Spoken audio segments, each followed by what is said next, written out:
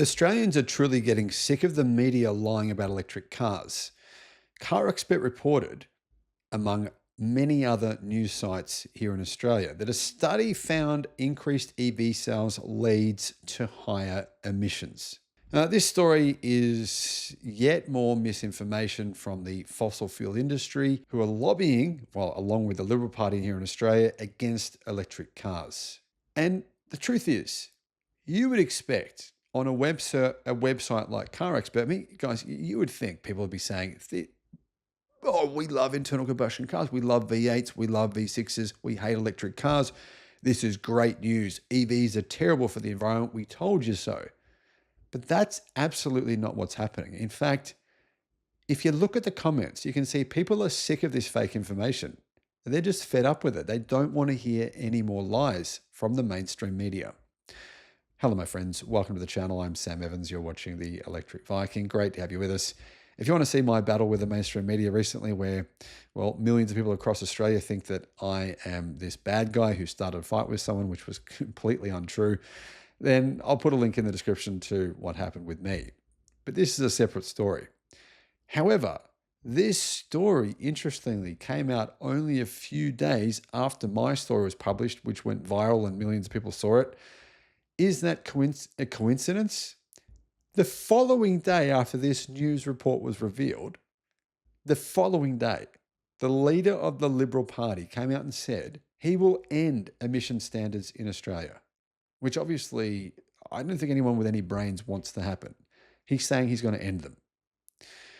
Now, all of it just seems like it's a bizarre coincidence in timing that it's all happened at the same time. What happened with me, guys, that was published a week ago, that happened 5 months ago. 5 months. And they waited right until a month before the election to basically use all these stories at once in order to get the public to believe actually electric cars are terrible, vote for the Liberal Party, and we'll fix everything for you. We'll fix all these terrible problems being caused by electric cars. Now, Car Expert has reported that a study by researchers from the University of Auckland and a university in China, which makes it sound even more ridiculous, that across the past 15 years, data from 26 countries showed that CO2 emissions have risen along with the higher uptake of EVs.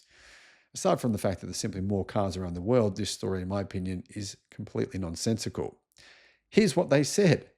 There's a clear explanation as to why this is the case. Fossil fuels being used to generate electricity to charge EVs. That's what Car Expert claims. Now, the problem with this narrative is a very, very high percentage of Australians, and not just Australians, but people around the world, Americans, when they get an electric car, if they don't already have solar they plan on using to charge it, they get solar. Because in the United States, the average savings for people who buy a solar system is $60,000. That's US dollars. In Australia, it's around about 70 to 80,000. So it makes sense, right? You buy an EV, if you've got solar, you buy an EV, and then if you don't have solar, you go and get solar. So most people with electric cars who have a house are not actually charging it on dirty fossil fuel grids. Now, the other problem with this is the world is moving away from fossil fuels, right? The percentage of renewable energy being used here in Australia has hit record highs. We hit 41% last year for all of Australia. This year, we're likely to hit 50%. Next year, we could be hitting around 65%. So this whole narrative is really just a big beat up. Car Expert claims that fundamentally an EV's environmental footprint greatly hinges on the source of the electricity used to charge it. Now, if that's the case, I'm pretty happy with my footprint because I haven't used fossil fuels at all. I mean, I've used solar, as many of you are in the same boat as me. He goes on to say, in regions where electricity production is predominantly generated from fossil fuels, such as coal, oil, or natural gas, the life cycle emissions linked to electricity generation may offset the emission reductions, they said, not will, may offset the emission reductions achieved by switching from conventional internal combustion engine vehicles to electric vehicles. Now, there's a big problem with this, but before I point that out, I'll say what they said next. Suppose EVs are charged using electricity from coal-fired power plants, for example. In that case, they may, lots of mays in this report, not a lot of facts, they may indirectly contribute to higher emissions than modern gasoline or diesel vehicles, especially considering the entire life cycle from production to disposal. Now, Obviously, that's completely fake. You don't dispose of EV batteries, they get recycled. It'd be insanity to dispose of an EV battery when you can get thousands of dollars to recycle them. The minerals are worth a hell of a lot of money. Therefore, they claim the nexus between EV uptake and CO2 emissions remains controversial, globally deserving further investigation. So the study doesn't come to any firm conclusion. There's a lot of mays, should be, might be, who knows. According to the study, the emissions balance will swing in favour of EVs when renewable electricity generation reaches approximately 48%, which is insane. Now, obviously, the world is not at 48% yet. Renewables, it's at just over 30%. Some places are 90, even 100. Some places are at 5 or 10. So it really depends on where you're looking at. But here's the problem with all of this, right? If you have a coal power plant, generally the emissions are not in your backyard, not in your face. You're not breathing them in every time you get in your car, every time you walk around your city, walk down your street, right? If you were breathing in all those coal fumes, right? Well, first of all, according to a study from the United States, 22 million people died prematurely from breathing in coal fumes over a 30-year period. But if you were breathing those in, you'd be pretty pissed off, wouldn't you? You'd be thinking to yourself, why the hell am I breathing in all these fumes from this coal power plant right in my street? This sucks. No one's going to put up with that, are they? I mean, people are going to think this is madness. What about if you were driving around cars and they're all powered by coal and coal power is coming out of the exhaust, all these fumes from coal? You'd be thinking this sucks, right? Well, it's the same here. Basically, the people who wrote this study think it's totally fine to actually move those emissions from wherever they are. Usually power plants are not surrounded by houses, are they? There's usually a pretty big gap between them, and put them in your street.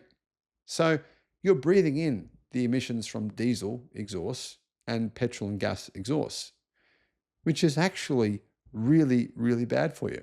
In fact, millions of deaths yearly are linked to fossil fuels. Here's what the claim was. EVs are only as green as the grid they plug into, and government policy should aim to increase the adoption and integration of renewable energy like solar and hydro. Now, is this true? Are EVs only as green as the grid they plug into? Well, of course not, because like I said before, these numbers are completely misleading. It completely ignores the fact that, I mean, there's 4 million households in Australia using solar. 4 million. We could have 4 million households that have electric cars, and all of this information would be completely false because all those 4 million people could be just using solar to charge their electric cars. It's completely plausible, isn't it? And these guys could be saying, well, the grid is using 50% fossil fuels, so these EVs are causing huge pollution. Where clearly they're not, because all 4 million of those theoretically could be using solar. We don't know. In other words, this report was complete guesswork. They've got no idea. Now, you would think, right, people will respond to this on a car website saying, yeah, we told you so, but it's not actually the case at all. In fact, data here in Australia says, and it was pointed out by one of the commenters, you're twice as likely to have solar if you have an EV. That's the case here in Australia, and I believe that's also the case in the United States. In addition to that, here in Australia last year, less than 50% of our electricity was generated by coal. And renewables are growing in basically every country around the world. Now, Klaxon Awuga commented this. He said, oh my God, enough with the anti-EV shit. Everyone knows the majority of EVs are charged at home using free solar during the day. For those people, it's a no-brainer to drive an EV as it's much cheaper, it's cleaner, it's reliable. The anti-EV brigade just need to accept that times are changing. Now, I forgot to mention one point here, which is rarely mentioned and it should be. If you look at the actual energy being created, it's vastly different. If you put fossil fuels, if you put gasoline or diesel into an internal combustion engine vehicle, it returns an efficiency rating of no better than 35%. That's your return on investment for the fuels you're burning, right? However, electricity going into an electric car has an average return of over 90% efficiency, meaning an EV is 3 times as efficient versus an internal combustion vehicle. Now, obviously, the authors of the study conveniently left out that information. Another commenter on this article said, studies show clickbait is what you are after. Now, I don't know why they continue publishing this stuff, knowing that their viewers don't want to read it. Someone else said this, you have to start somewhere. Car makers are not responsible for how energy is produced. They did their bit. for emissions with EVs. Now it's the energy operators' turn, or the individual owners themselves. And Captain Pugwash has responded to this, and kudos to him. It's already happening. The current rate of renewable energy generation growth is 5% per year. It's actually a bit higher than that. EV adoption isn't replacing anything like 5% of the national car fleet each year. For EV sales to match the growth of renewables, they need to be almost 100% of new cars. What about FAS? I mean, FAS has said this. So the fossil fuels being used to generate electricity to refine, transport, and pump petrol doesn't and hasn't ever counted to be an issue. I mean, it's a really good point. The fossil fuels being used to generate electricity to refine, transport, and pump gasoline and diesel is not part of the problem. Well, obviously, it's a much bigger problem. Another person had heaps of likes on their comments. They said, "Ha ha ha ha, blaming CO2's rise due to EV uptake. I've now heard it all. Ridiculous." And Track Days has responded, "Let's look at global energy additions last year. Wind and solar, 585 gigawatts, or over 90% of generation came from renewables. That's not for one country, that's for the planet. Coal added 44 gigawatt hours, a tiny fraction, but we retired 25 gigawatts. So really, last year we only added a total of 19 gigawatts of coal to the world energy generation, but we added 585 gigawatts of renewable energy.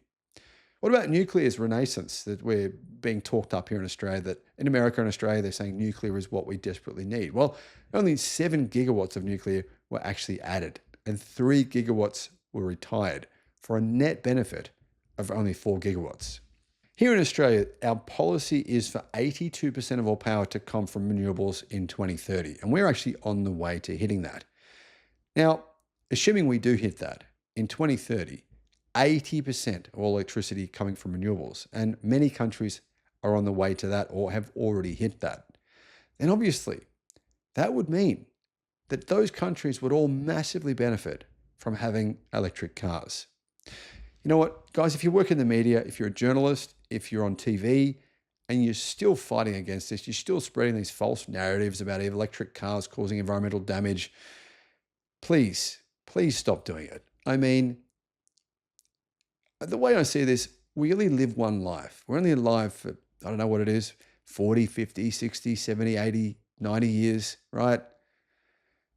And you can't take back what you do.